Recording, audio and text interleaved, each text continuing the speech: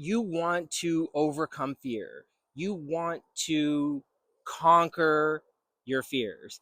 You want to fight your thoughts.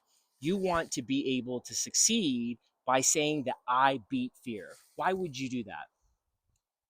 Coming up here to the mountaintop has taught me a lot about accepting and honoring fear for what it is. Let's say that there's something that you want to do, but you have fear holding you back.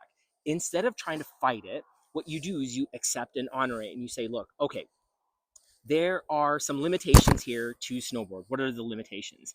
I could fall. I could have an accident. I could be scared getting off of the lift. I could also get hurt. Well, you can get hurt walking across the street. You can get hurt driving a car.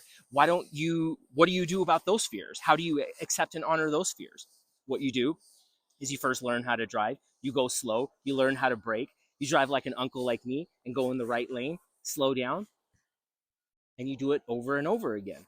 And that's the same thing when it comes to something like this, is that you don't want to try to fight it. What you do is you do one thing at a time. Just learn how to put your feet into the snowboard first. After that, learn how to put the snowboard down. Do it 1,000 times at home. That's a beginner's mindset. Believe in the limitations that you don't know how to put on a snowboard. Before you try a bunch of offensive tricks, learn how to first brake. And then understand that if this person can do it, you can too. What did they do to get there? You hear these people talking about how to lose weight, but they're overweight, talking about how to make money, but they don't have money. You don't want to talk to those people. You want to talk to the people who have accepted, honored fear, have embraced it for what it is, lived in the limitations for some time, done it slow and steady, and then it wins the race. For example, when I came up here to snowboard, I started snowboarding almost about 7 years ago, right when I got sober. I've been sober since July 31st of 2018. I didn't know what to do with myself. I was like, if that kid can snowboard, why can't I? And then what I did was I studied a bunch of YouTube videos. After that, I kept on practicing on my board. And then it took maybe about 10 times up to the mountain. To be fair, I was probably up here for maybe 2 to 3 hours, falling down, asking people for help, seeing what they did. What does that show you?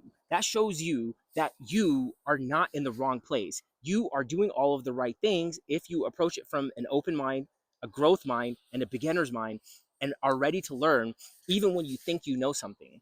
And then when you believe in those limitations, you can succeed as much as you want. And now, as I have gotten sober, I always tell myself that if I can get sober, I can learn how to snowboard. It may take me about 30 tries, but I can still do it. But that person said it took him 8. That girl said that it took her 12 times. Well, it could take me 10. I don't know. That other person said it could take 30 times.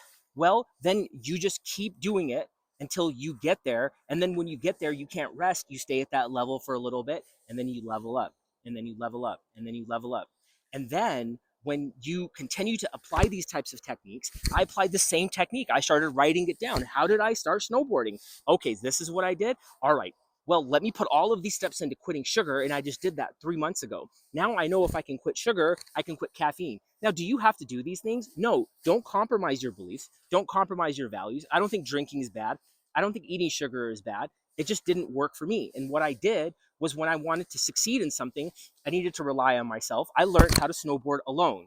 Nobody ever came up here and said, look, hey, buddy, good job snowboarding. Yes, we got your back. Yo, you can do it. There was nobody doing that. So that made me self-reliant. Accepting myself, believing in the limitations, accepting and honoring fear allowed me to live life to my fullest and to have great experiences without getting worked up.